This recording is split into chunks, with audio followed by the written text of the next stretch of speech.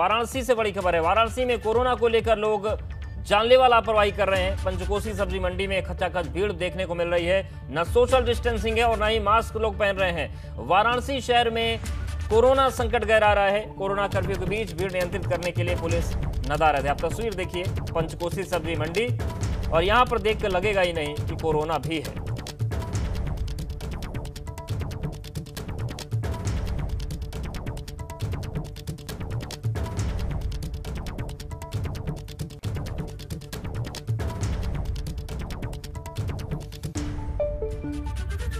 और हमारे साथ नीतीश जुड़ गए हैं वाराणसी से। नितिन है हमारे साथ आगरा से। शैलेश लगातार बने हुए, बलराम का भी रुख करेंगे।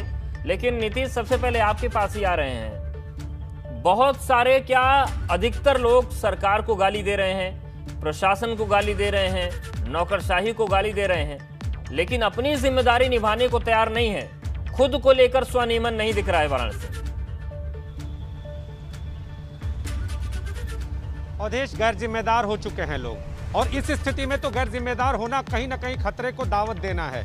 जिस तरह से सिर्फ ये एक पंचकोसी सब्जी मंडी का दृश्य ही नहीं है, बल्कि बनारस की जो ज़्यादातर सब्जी मंडी है वहाँ सुबह सुबह भीड़ उमड़ रही है, और उस भीड़ को नियंत्रित करने में कहीं ना कहीं पुलिस नाकाम दिखाई दे रही है। चाहे वो चंदवा सब्जी मंडी हो, इसके साथ भोजूबे सब्जी मंडी हो, या यहाँ की जितनी भी बड़ी सब्जी मंडियाँ हैं वहाँ पर भीड़ उमड़ रही है। क्योंकि पंचकोसी सब्जी मंडी गाँव के नज़दीक है, और यहाँ पर बड़े व्यापारी के साथ आम लोग भी जो थोक में सब्जी की खरीदारी करते हैं वो पहुँचते हैं। और यहाँ पर इस तरह की भीड़ उमड़ना निश्चित तौर पे कोरोना के खतरे को दावत देना हो सकता है। पिछले कोरोना के अनुभव की बात कर लें तो यहाँ पर सब्जी मंडियों से कोरोना कहे कि निकला था। यहाँ से कोरोना बड़े विकराल रूप में सामने आया था, जिसके बाद सब्जी मंडियों को पूरी तरह से यहाँ पर बैन कर दिया गया था।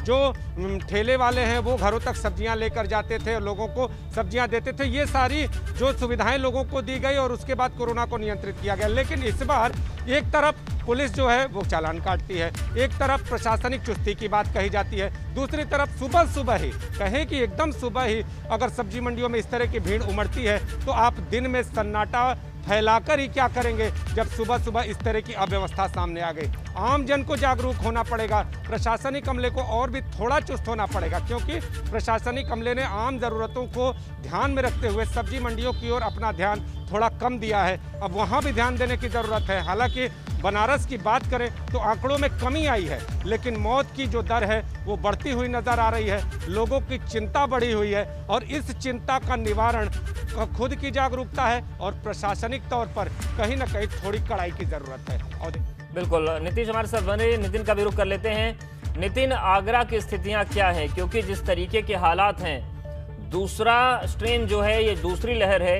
ये नहीं संभल रही। फिलहाल की स्थिति तो ये है, तीसरी की भी चुनौती आ गई है।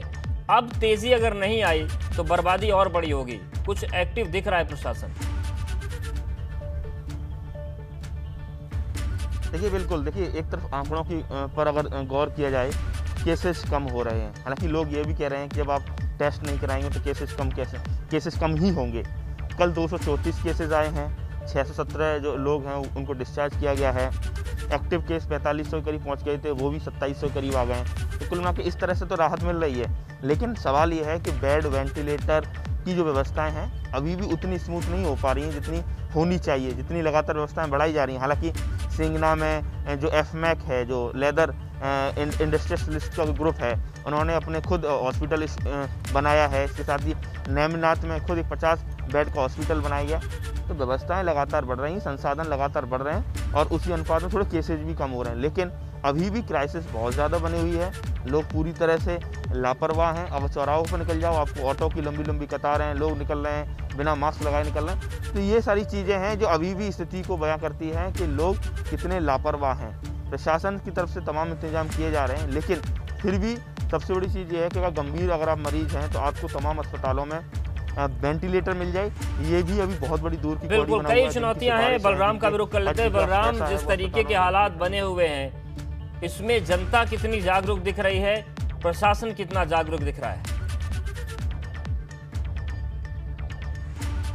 देखिए अवधेश, अगर हम नोएडा की बात करें तो यहाँ पर 24 घंटे में 1227 कोरोना संक्रमित मरीज पाए गए हैं, और 1027 मरीज डिस्चार्ज हुए हैं। लेकिन जिस तरीके से 30 अप्रैल से लगातार यहाँ पर लॉकडाउन प्रशासन ने लगा रखा है, लेकिन जो आम जनमानस है वो कहीं ना कहीं अभी भी लापरवाह दिख रहा है।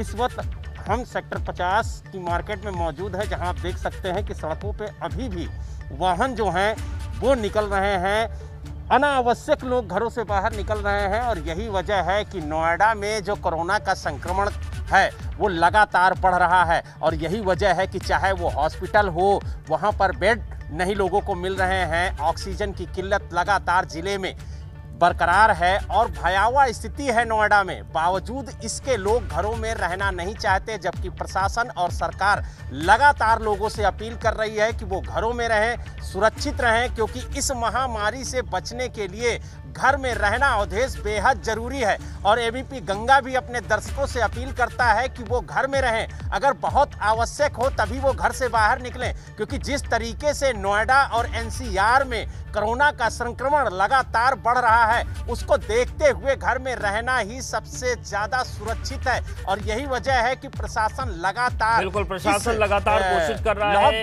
लोगों को भी अपनी जिम्मेदारी निभानी होगी। आप सभी का बहुत शुक्रिया हमारे साथ जुड़ने के लिए और बातचीत करने के लिए। तो कोरोना की स्थितियां भयावह हो रही है, लेकिन प्रशासन सरकार के साथ साथ आम लोगों को भी ध्यान रखना होगा।